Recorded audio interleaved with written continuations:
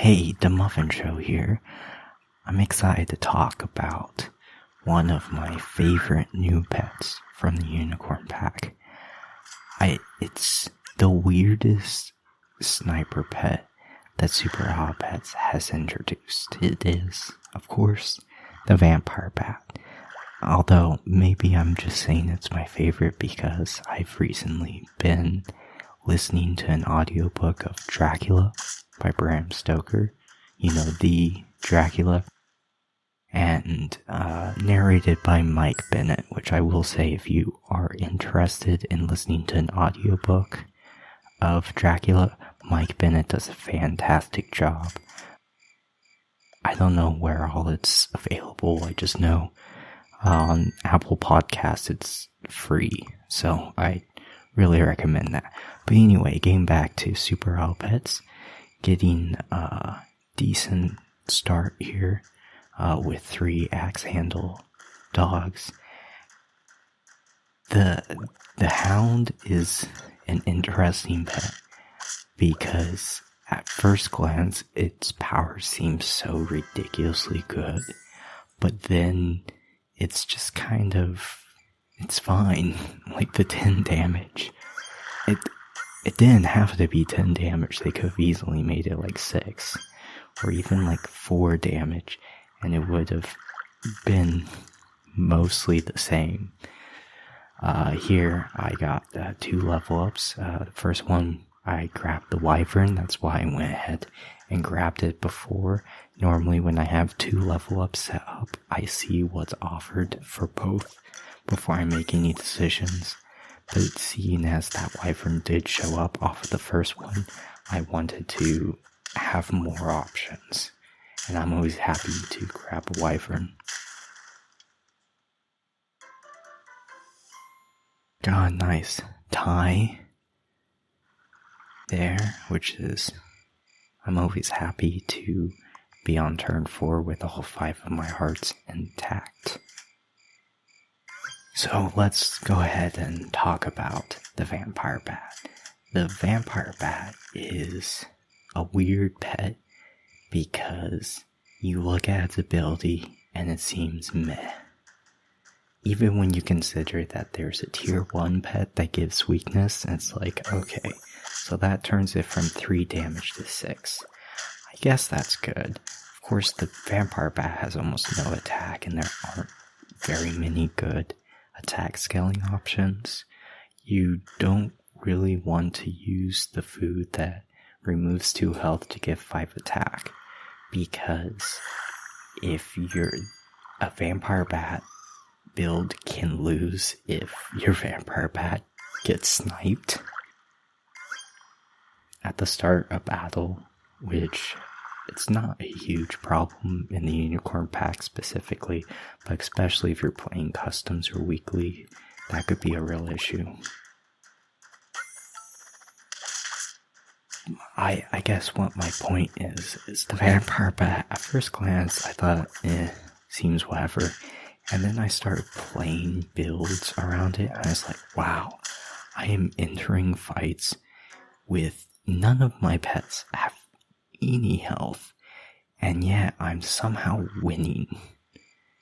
Like a lot. Here, I know we were offered the Visitor, which is probably, no, I think I'll go ahead and say it's the best of the pets that give, ailments. It and Mandrake, just because Mandrake is a hard counter for some really strong pets. I think you can make an argument that Frostwolf is probably overall the best, considering it's a tier 2, but even though it comes much later in the game, I do think the Visitor is one of, if not the best, ailment pet in the Unicorn Pack. That being said, I didn't go with it. You kind of have to go with the Cyclops when you see it, because it's so busted. If I was playing this game, I very recently started trying to play with multiple vampire bats, so I probably wouldn't have combined. But that's just because I have a dream of having a build with 1 level 3 visitor and then 4 vampire bats, and that being the team. I know that probably isn't going to win, but we can dream. But kind of tuning in, I've kind of gone lost in the sauce a little bit. We really have no elements, and we're down to 2 lives, so I'm just really desperately needing something, and thank goodness we found a visitor. Visitor is, of course, a reference to a xenomorph from the Alien franchise. But I like how they gave it a cute face. It's a nice touch.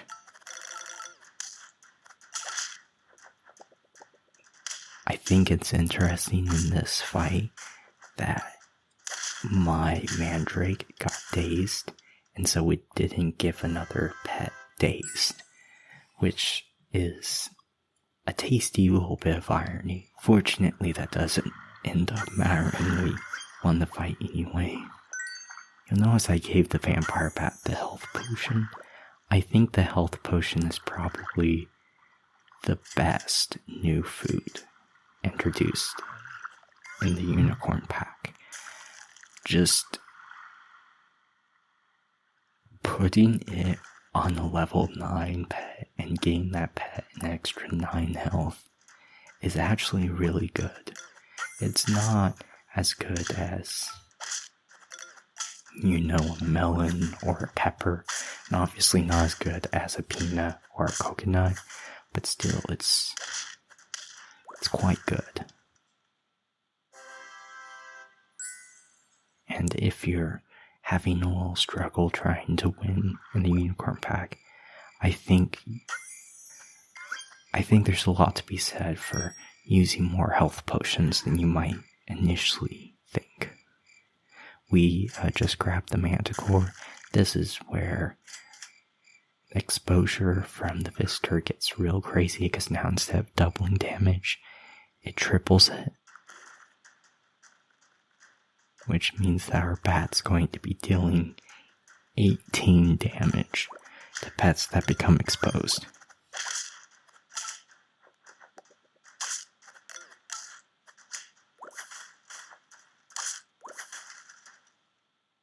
I am kind of disappointed in Red Dragon. I initially thought it was really good when I first started playing Unicorn Pack, but the more I play it, the more I realize it is probably the worst element pack. I don't know, there might be something that I'm just not thinking of, because it's that bad, but I think it's good enough to be worth playing, but just barely. It's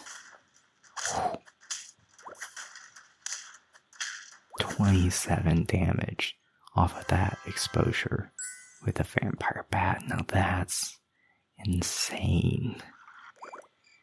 Especially since vampire bat's just a tier 4. It's not.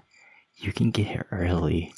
I think vampire bat is probably the easiest good build to throw together in the unicorn pack. I think there are certainly builds that are quite a bit stronger, especially some of the shenanigans that's possible with Cyclops, but there's just something very satisfying about just your vampire bat sucking everything dry. He's got that good suck. In my mind, it's kind of like feeding the baby. I don't know why that's what comes to mind, but I don't know. It doesn't really make sense, but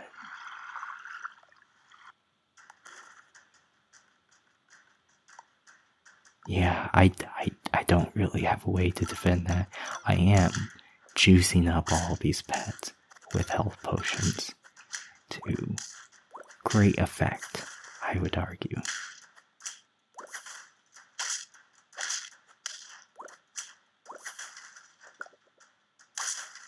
Unfortunately, we are going to lose to a big Nessie. Nessie, the Loch Ness Monster, is the two pets that need to be nerfed the most, in my mind, is the Loch Ness Monster and the Cyclops. After that, I think Bat Desert warrants a nerf. I think... I feel like I'm just not...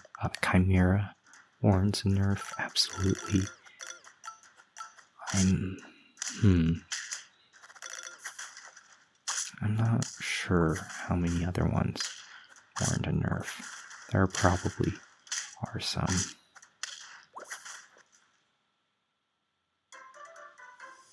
It's really shocking. Changing subjects slightly, that last fight, they had a lot of high-statted behemoths. It's shocking that a team with so few stats, like ours, was able to tie the cornucopia offering the stake. This, considering the only one of my pets that didn't have a good food already, like food perk, was the Mandrake, so I went ahead and rearranged it to try and give it a better positioning. And this battle is why the Mandrake is so good. Without the Mandrake, we never would have won that. The Chimera is just so ridiculously strong. If you don't have a level 2 Mandrake to counter it, it's almost to the point where it might be better not to level the Mandrake to level 3, because it's probably more detrimental for the Mandrake to hit a Loch Ness Monster than to hit a Chimera. And sometimes builds will have both. But here we are, potentially the last fight, and just tons of damage.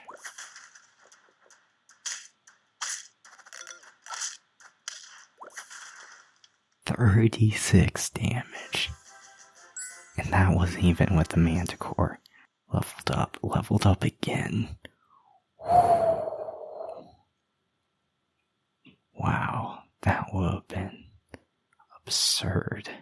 Anyway, if you enjoyed this video, I'd really appreciate a like and subscribe, and I'll see you in the next video.